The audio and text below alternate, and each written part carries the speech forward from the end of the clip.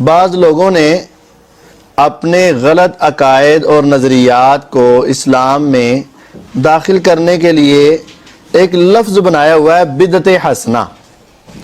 جب اللہ کے رسول صلی اللہ علیہ وسلم نے فرما دیا کہ کلو بدعت ضلالہ وکلو ضلالۃ فی النار، تو کلو کا جو لفظ ہے یہ سب بدعتوں کے لیے آتا ہے۔ اب اس سے دو قسمیں بنا دینا، بدعت حسنہ اور بدعت سیئہ۔ حسنہ وہ جو اچھی لگے، سیئہ وہ جو بری لگے۔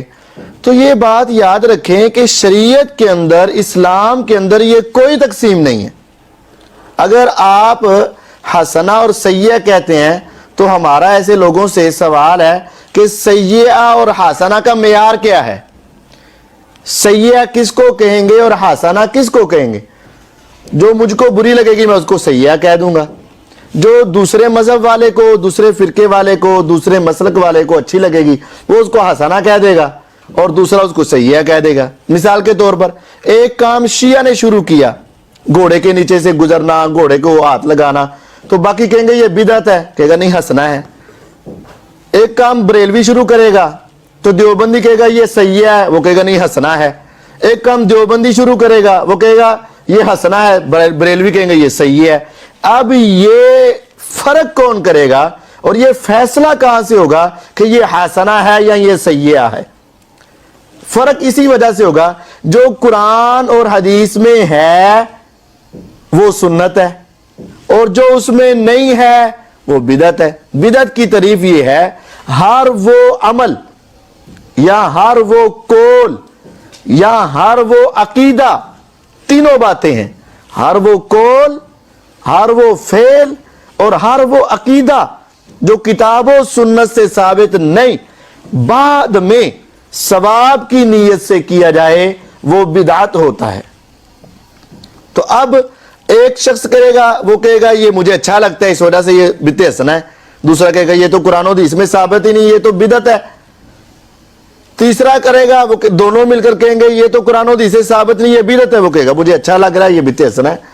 یاد رہے کل بدعت ضلالہ وَإِن رَآهَا النَّاسُ حَسَنَةً، ہر بدعت گمراہی ہے اگرچہ لوگ اس کو اچھا ہی سمجھے، حسنہ ہی سمجھے، لوگ اس کو بدعت حسنہ ہی سمجھے، وہ گمراہی ہے۔ یہ جو بدعت حسنہ اور سیئہ کی تقسیم ہے نا، یہ ہر مسلک والوں نے اپنی بدعات کو رواج دینے کے لیے اور شریعت کے فتاوی جات سے بچنے کے لیے بدعت حسنہ کا نام نکال دیا۔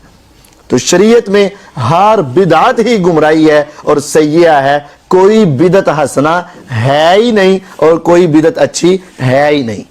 آپ نے کہا کہ ہر بدعت گمراہی اور بدعت حسنہ کو بھی آپ نے گمراہی کے زمرے میں ذکر کیا، تو سیدنا عمر فاروق رضی اللہ تعالیٰ عنہ خلیفۃ المسلمین امیر المومنین جب لوگوں کو دیکھا کہ وہ نماز تراویح باجماعت پڑھ رہے ہیں، اس وقت انہوں نے یہ لفظ بولا تھا نعمت البدعۃ ھذہ، کہ یہ کتنی اچھی بدعت ہے، تو اس کے بارے میں آپ کیا کہیں گے؟ یہ بات کرتے ہیں لوگ، کہتے ہیں عمر رضی اللہ تعالیٰ نے کہا تھا نعمت البدعۃ ھذہ، کہ یہ اچھی بدعت ہے۔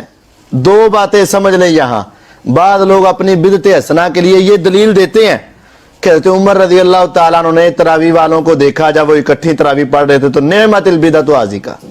پہلی بات ہے بدعت حسنہ تو نہیں کہا نا، نعمت البدعۃ کہا ہے نا، بدعت حسنہ تو نہیں کہا نا، تو بدعت حسنہ کی دلیل کیا ہے؟ وہ قرآن و حدیث میں کہاں ثابت ہے کہ اللہ کے نبی صلی اللہ علیہ وسلم نے یا صحابہ نے بدعت حسنہ کا لفظ بولا ہو یا بدعت حسنہ کہا ہو؟ دوسری بات یہ ہے نعمت البدعۃ کس کو کہا گیا ہے؟ نعمت البدعۃ ھذہ اس عمل کو کہا گیا ہے جو قرآن و حدیث میں ثابت تھا۔ تراویح کا حکم، قیام اللیل کا حکم بھی قرآن میں موجود ہے، قیام اللیل کی فضیلت قرآن اور حدیث دونوں میں موجود ہے، اور قیام اللیل کا عمل اللہ کے نبی علیہ السلام سے ثابت ہے، اور سب صحابہ کو جماعت کروانا بھی ثابت ہے۔ یہ چاروں باتیں، حکم قرآن میں ہے، فضیلت قرآن حدیث دونوں میں ہے، اور پھر آپ کا عمل بھی ہے، صحابہ کے ساتھ با جماعت بھی ثابت ہے۔ آپ نے امت کی مشقت کی ڈر کی وجہ سے چھوڑا، بعد میں صحابہ جمع ہوئے تو انہوں نے اس پر نعمت البدعۃ پڑھا ہے۔ یہ جو آج کل بدعتیں چل رہی ہیں، مثال کے طور پر یہ جشن عید میلاد النبی ہے، کیا نبی علیہ السلام کو حکم ہوا؟ کیا اللہ نے حکم دیا؟ کیا قرآن حدیث میں اس کا وجود ہوا؟ یہ سارے معاملے آپ نے کیے, اگر تو آپ نے کیے تھے تو بعد میں کر لو, اور اگر آپ نے نہیں کیے تو ایسی چیز جس کا وجود ہی نہیں اس کو بدعت حسنہ کہنا یہ بالکل حرام ہے. تو بدعت کی میں آپ کو دو باتیں سمجھا دیتا ہوں, ایک ہے بدعت اصطلاحی اور ایک ہے بدعت لغوی. جب آپ کوئی مسجد تعمیر کرتے ہیں تو پہلی مرتبہ اس کو تعمیر کہتے ہیں, اور اگر وہ کسی وجہ سے خستہ حال ہو جائے, اس کو گرا دیا جائے, دوبارہ بنایا جائے, اس کو بھی پھر لفظ بولتے ہیں تعمیر نو, دوبارہ تعمیر. بدعت کا معنی یہی ہے جو حدیث میں ہے نا نعمت البدعۃ ہذہ, وہاں یہ لغوی طور پر آیا ہے کہ صحابہ رضوان اللہ علیہم اجمعین نے یہ عمل چھوڑ دیا ہوا تھا, عمر رضی اللہ تعالیٰ نے اکٹھا کیا تو از سرے نو دوبارہ اس عمل کو جاری کیا گیا, تو اس لحاظ سے نعمت البدعۃ بولا ہے. جو اصطلاحی بدعت ہے نا, بدعت حسنہ, بدعت سیئہ, یہ جو قسمیں بنائی جاتی ہیں یا بدعت, یہ قرآن و حدیث میں ہے ہی نہیں. اور اگر آپ یہ کہیں گے کہ یہ بدعت ہے تو ہم کہیں گے یہ بدعت کیسے بنتی ہے جناب؟